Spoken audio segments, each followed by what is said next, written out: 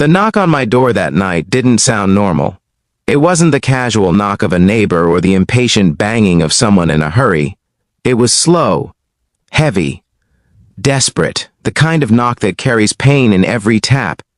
I remember looking at the clock on my wall, 12:17 a.m., and feeling a strange chill run through my chest. Nobody visits at midnight unless something is terribly wrong. When I opened the door, the last person I expected to see was standing there under the pale porch light.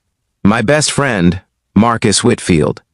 His shoulders were slumped, his eyes red, and his usually confident posture looked completely broken. For a moment, we just stared at each other in silence, the cool night wind moving through the quiet street. Then he spoke softly, almost like he was afraid the words might shatter. He asked if he could stay over tonight. Before we go any further, if you believe in kindness, second chances, and standing by the people you love even in their darkest moments, take a second to like this video, comment where you're watching from, share this story with someone who believes in loyalty, and subscribe to the channel.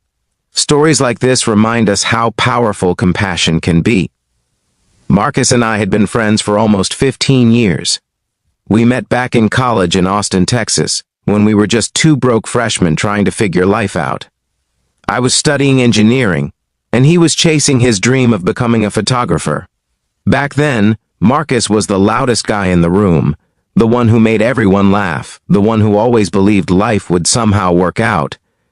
But the man standing on my porch that night looked like someone who had lost every ounce of that belief. I stepped aside and let him in without asking questions. Sometimes you don't need explanations right away. Sometimes what a person needs most is simply a door that opens. Inside my small house in San Antonio, the air felt warmer, but the silence between us was heavy. Marcus dropped his backpack near the couch and sat down slowly, like the weight of the world had settled on his shoulders. I noticed his hands were trembling slightly. That alone scared me more than anything else. Marcus had always been strong, emotionally and mentally. Seeing him like this felt unnatural, like watching a mountain crumble. For a while, neither of us spoke. I poured 2 cups of coffee even though it was midnight. It felt like the right thing to do. When I finally sat across from him, I could see the exhaustion carved into his face.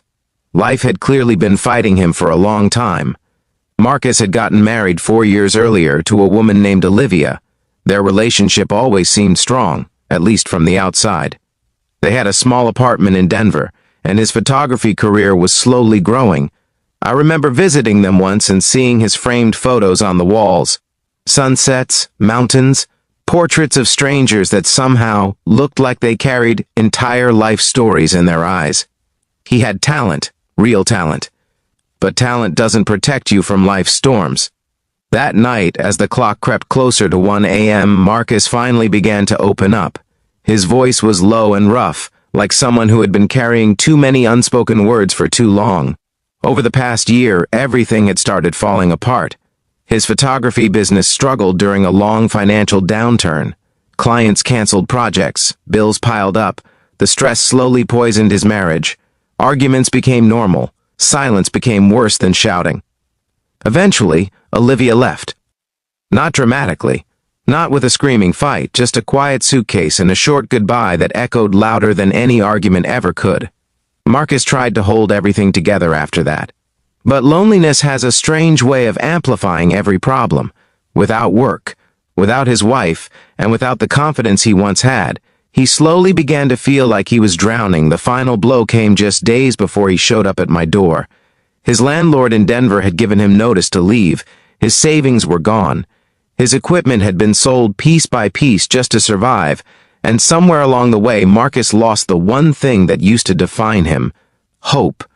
Listening to him that night, I realized something painful. The strongest people often suffer in silence because everyone assumes they're okay. Marcus wasn't asking for money. He wasn't asking for solutions. All he wanted was a safe place to breathe for a while, so I told him he could stay as long as he needed. The next few weeks were strange but meaningful.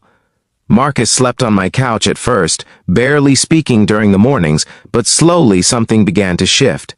Little by little, he started helping around the house. He cooked breakfast sometimes, Other days he would take long walks through the neighborhood with an old camera I had lying around. One evening I noticed him sitting on the porch staring at a photograph he had taken that day. It was a simple picture of a little boy riding a bicycle down the street, sunlight glowing behind him. But there was something powerful in the image, something hopeful. For the first time since he arrived, Marcus smiled.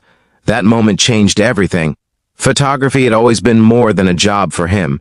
It was the way he understood the world, the way he found beauty even in ordinary moments. Slowly, he began taking more photos around the city, parks, street corners, strangers laughing in coffee shops. A few months later, something unexpected happened. A local community center in San Antonio announced a small photography exhibition featuring local artists. I encouraged Marcus to submit a few of his pictures. At first, he refused. He said nobody would care about his work anymore. But after a lot of convincing, he finally agreed. The night of the exhibition felt almost surreal. The room wasn't huge, but it was full of people walking around quietly studying each photograph on the walls. Marcus stood near the back corner looking nervous, like he wanted to disappear. Then a middle-aged man approached one of his photos, the picture of the boy riding the bicycle. The man stared at it for a long time. Eventually, he turned to Marcus and told him something simple that I will never forget. He said that photo reminded him of his childhood. Sometimes the smallest connections between strangers carry the greatest power. That exhibition changed Marcus's life in ways neither of us expected. The man who admired his photo turned out to run a small art gallery in Dallas. A few weeks later, Marcus was invited to display more of his work there. It wasn't instant fame or fortune, but it was something far more important. It was a second chance. Over the next year, Marcus slowly rebuilt his life. His photography started gaining attention again. He found small projects, then bigger ones.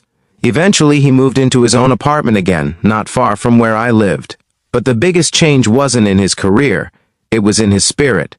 The man who knocked on my door at midnight had arrived completely broken. The man standing beside me a year later at his gallery opening looked alive again. Right before the event started, Marcus pulled me aside and hugged me tightly. He didn't say much, but I understood what he meant. Sometimes friendship isn't about fixing someone's problems. Sometimes it's just about opening the door when they need it most. Now, before we reach the end of this story, I have a special request for you watching this video. Please write in the comments the word hope if you believe everyone deserves a second chance in life. Your comment might inspire someone who feels like giving up today. Life has a strange way of testing us when we least expect it. Some nights feel darker than others. Some struggles feel impossible to survive.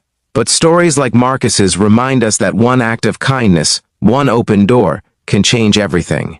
And if this story touched your heart even a little, please take a moment to like the video, share it with someone who might need encouragement today, comment your thoughts, and subscribe to the channel for more stories that remind us how powerful compassion can be.